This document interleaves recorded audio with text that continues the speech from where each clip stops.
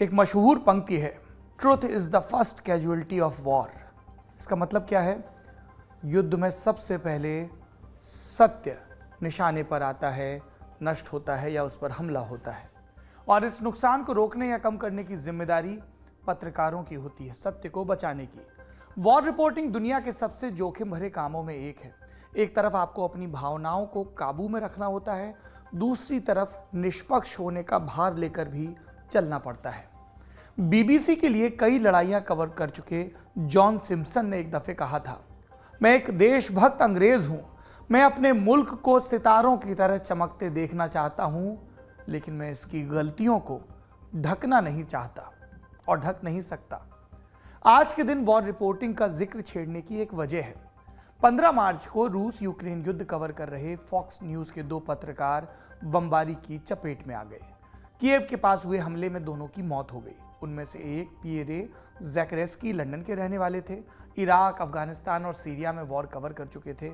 दूसरे ओलेक्जेंड्रा कुसिनोवा यूक्रेन की रहने वाली थी। उनकी उम्र सिर्फ 24 साल थी।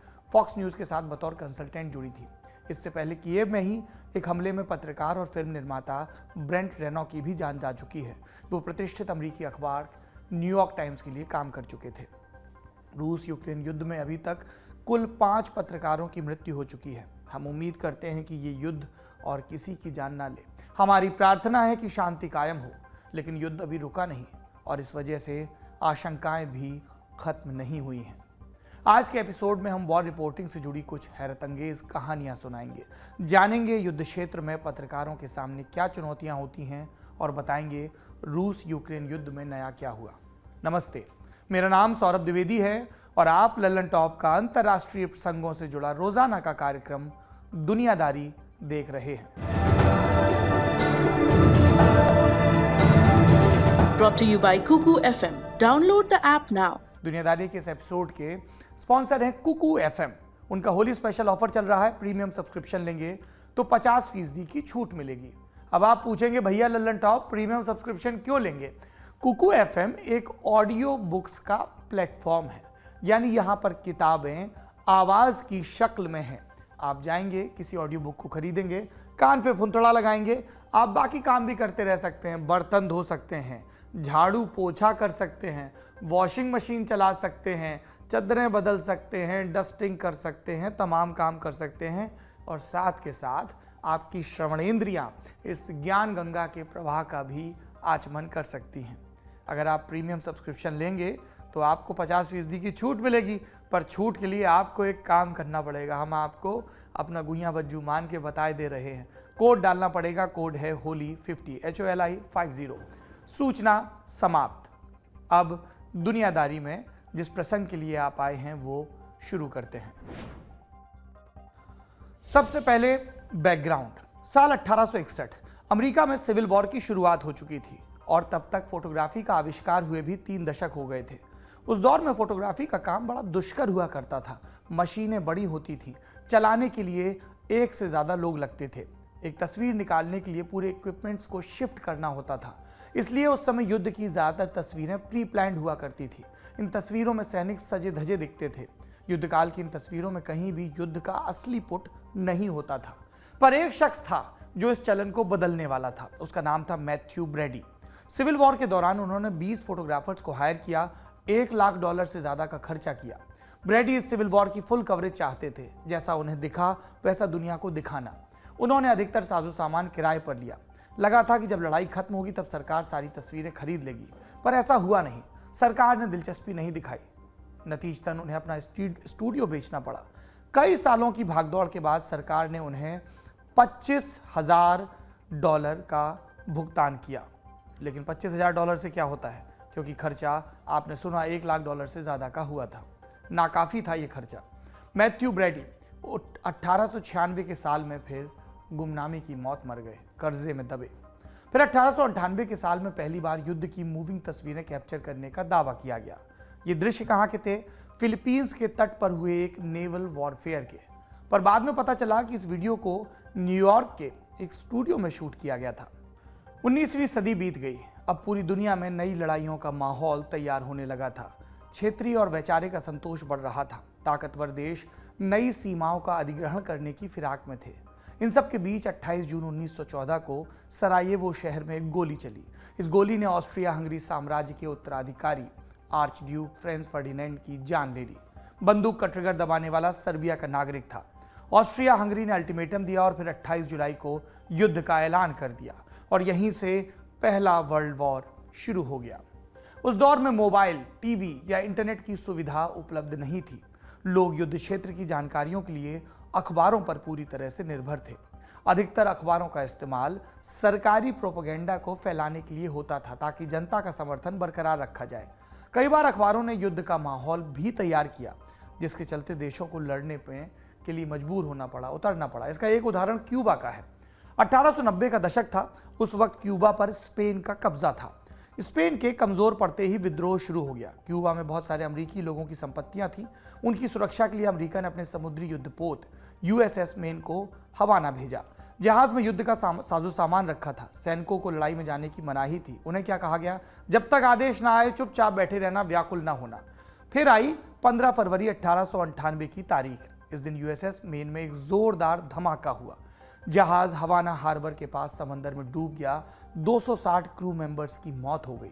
धमाके की असली वजह किसी को नहीं पता थी, पर अमेरिकी अखबारों ने बिना सबूत के दावा कर दिया कि इसके पीछे स्पेन है। ये येलो जर्नलिज्म, पीत पत्रकारिता का शुरुआती दौर था। ये पीत पत्रकारिता क्या होती है? बिक्री बढ़ाने के लिए लोगों को उकसाने या लुभाने वाली खबरें छापना, भले ही खबरें असत्य हों। खबर छपने के बाद अमेरिका में प्रदर्शन होने लगे। लोग सरकार को युद्ध में हिस्सा लेने के लिए कहने लगे। दबाव बढ़ता गया और आखिरकार अमेरिका को क्यूबा जाना पड़ा। अखबारों से इतर बात करें तो सैनिक अपने घर वालों को चिट्ठियां भी लिखते थे। ये चिट्ठियां बाद में युद्ध का सबसे ईमानदार दस्तावेज भी बनी। हमने दुनियादारी के एक एपिसोड में वर्ल्ड वॉर की कुछ चिट्ठियों की कहानी सुनाई है। आप देखना चाहें तो आपको डिस्क्रिप्शन में लिंक मिल जाएगा। सेकेंड वर्ल्ड वॉर आते आते फोटोग्राफी और वीडियोग्राफी की विधा विकसित हो चुकी थी। उस काल के फुटेज और तस्वीरें वॉर म्यूजियम और फोटो एजेंसियों के पास बरकरार हैं। इन लड़ाइयों के दौरान रिपोर्टर्स को मिलिट्री यूनिट के साथ अटैच किया जाता था। सेना की टुकड़ी के साथ वो चलते थे। सैनिकों वाली यूनिफॉर्म पहनते, पर उन्हें हथियार ले जाने या दुश्मन पर हमला करने की इजाज़त नहीं थी। इसकी वजह से भी बहुत से रिपोर्टर्स सेकेंड वर्ल्ड वॉर में मारे गए, कई घायल भी हुए और युद्धबंदी भी बने। अगला बड़ा युद्ध 1950 के दशक में वियतनाम में। अमेरिका ने हालांकि कभी इसे युद्ध का दर्जा नहीं दिया। इसके चलते वे वियतनाम में रिपोर्टिंग को कानूनी आधार पर सेंसर नहीं कर सकते थे। कहा यह भी जाता है कि वियतनाम में अमेरिका की हार का एक बड़ा कारण नेगेटिव रिपोर्टिंग भी थी। हालांकि इसी रिपोर्टिंग ने अमेरिका का सच उघाड़ा और अंत में उन्हें बाहर निकलना पड़ा और विनाश रुक सका। वियतनाम में 60 से ज्यादा पत्रकारों की जान गई युद्ध कवर करते हुए। एक कहानी 1991 की भी है। गल्फ वॉर के दौरान सद्दाम हुसैन की सेना कुवैत पर कब्जा करके बैठी थी। सद्दाम को पीछे हटने का अल्टीमेटम दिया गया, उसने मना कर दिया। फिर अमेरिका के नेतृत्व में 35 देशों ने मिलकर जवाब देना शुरू किया। इस वॉर में पत्रकारों को भी सीमित एक्सेस दिया गया। इंग्लैंड के कैंट में पैदा हुए वॉन स्मिथ 1988 में सेना की नौकरी छोड़ चुके थे। गल्फ वॉर के टाइम वो स्वतंत्र पत्रकार के तौर पर काम करने लगे थे। उन्होंने इन प्रतिबंधों से बचने का रास्ता निकाला। ब्रिटिश आर्मी वाली ड्रेस पहनी, फर्जी आई कार्ड बनाया और सीधे युद्ध क्षेत्र में घुस गए। स्मिथ ने अगले 2 महीने तक फर्स्ट हैंड अनुभव दर्ज किए। ये गल्फ वॉर की पहली अनसेंसर्ड कवरेज मानी जाती है। वॉर रिपोर्टर्स की हम बात कर रहे हैं, हर तरफ से उन्हें खतरा होता है। मसलन 90 के दशक में बोस्निया वॉर कवर करने सरायेवो पहुंचे अधिकतर पत्रकार होटल हॉलिडे इन में रुके थे। ये होटल खास तौर पर विंटर ओलंपिक्स के लिए बनाया गया था। बाद में ये बोस्निया वॉर का इंफॉर्मेशन सेंटर बना। ये वॉर 4 बरस तक चला। इस दौरान इस होटल पर, जहां बड़ी संख्या में पत्रकार थे, कई दफा हमला हुआ और कई बार तो ऐसा हुआ कि लाइव रिपोर्टिंग के दौरान ही शेलिंग होने लगती थी और रिपोर्टर्स को कैमरा छोड़कर भागना पड़ता था। इराक वॉर के दौरान अमेरिका ने भी पत्रकारों के 2 होटलों पर हवाई हमले किए थे, जिसमें 3 की जान गई थी। सवाल उठे तो अमेरिका का जवाब आया, हम कभी जानबूझकर पत्रकारों को निशाना नहीं बनाते। युद्ध एक खतरनाक बिजनेस है और जब आप वॉर जोन में हैं तब आपकी सेफ्टी की कोई गारंटी नहीं। Iraq war, Syria war, Afghanistan war और अब रूस यूक्रेन का झगड़ा। युद्ध जारी है, रिपोर्टिंग जारी है, पत्रकारों का हताहत होना भी जारी है, चुनौतियां बरकरार हैं। वॉर रिपोर्टिंग के चैप्टर को यहां पर विराम देते हैं। अब रूस यूक्रेन युद्ध के अपडेट जान लेते हैं। यूक्रेन के राष्ट्रपति व्लादिमीर ज़ेलेंस्की ने साफ कर दिया है कि उनका देश अब नेटो की तरफ नहीं जाएगा। उन्होंने कहा, यूक्रेन नेटो का मेंबर नहीं है। पिछले कुछ सालों में हमसे कई बार कहा गया कि नेटो के दरवाजे खुले हैं, लेकिन हमने ये भी सुना कि हम वहाँ घुस नहीं सकते। यही सत्य है और हमें इसे स्वीकार करना होगा। मुझे खुशी है कि हमारे लोग इस बात को समझने लगे हैं और उन्होंने खुद पर और अपने मददगारों पर भरोसा करना सीख लिया है। यूक्रेन लंबे समय से नेटो और यूरोपियन यूनियन की सदस्यता लेने की बात कर रहा है। रूस इसके विरोध में है। रूस के राष्ट्रपति व्लादिमीर पुतिन कह चुके हैं कि वो ऐसा नहीं होने देंगे। यूक्रेन ने नेटो और ईयू से युद्ध के बीच में अपील भी की थी। उसका कहना था कि ये संगठन आपात स्थिति में असाधारण फैसला करें और मेंबरशिप के प्रोसेस में तेजी लाएं। लेकिन इस अपील में दोनों ने कोई दिलचस्पी नहीं दिखाई। ज़ेलेंस्की के हालिया संबोधन को अब उनकी निराशा के तौर पर व्याख्यायित किया जा रहा है। अगला अपडेट एक मीटिंग से जुड़ा है। 15 मार्च को पोलैंड, स्लोवेनिया और चेक रिपब्लिक के प्रधानमंत्री कीव पहुंचे थे। ये तीनों नेटो के मेंबर हैं। इन नेताओं ने यूक्रेनी राष्ट्रपति ज़ेलेंस्की के साथ मुलाकात की। फिर ट्रेन से सफर करके जब ये कीव पहुंचे तो तस्वीरें सामने आई। उन्होंने फिर बयान दिया कि हम यूक्रेन के साथ खड़े हैं। पोलैंड ये भी बोला कि यूरोपियन यूनियन को यूक्रेन को सदस्यता देने पर विचार करना चाहिए। इससे पहले पोलैंड ने यूक्रेन को मिग-29 फाइटर जेट्स देने की बात भी कही थी, लेकिन अमेरिका ने इसमें भागीदार बनने से इनकार कर दिया था। अगली सुर्खी रूस से। रूस ने काउंसिल ऑफ यूरोप यानी सीओई की सदस्यता छोड़ दी है। ये एक मानवाधिकार संगठन है जिसकी स्थापना 1949 में हुई। इसमें यूरोप के 46 देश हैं। पिछले कुछ समय से रूस को सीओई से बाहर निकालने की मांग चल रही थी। अब उसने खुद ही टाटा बाय बाय कर दिया। रूस के विदेश मंत्रालय ने कहा, हमें सीओई छोड़ने का कोई मलाल नहीं है। अब सवाल ये उठता है कि इस एग्जिट से क्या फर्क पड़ेगा। पहला, रूस पर European convention on human rights के नियम लागू नहीं होंगे।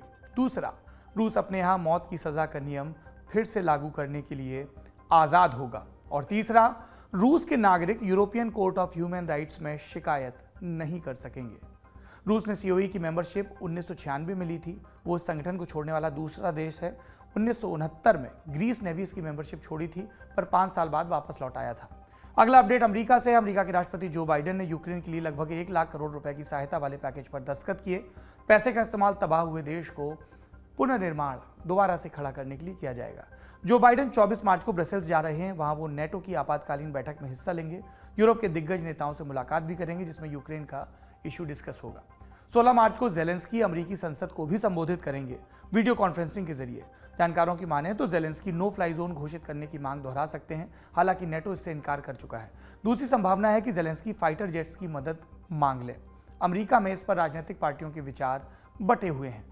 रिपब्लिकन यूक्रेन को सैन्य मदद देने के पक्ष में है, जबकि डेमोक्रेट्स का मानना है कि इससे लड़ाई का दायरा बढ़ सकता है।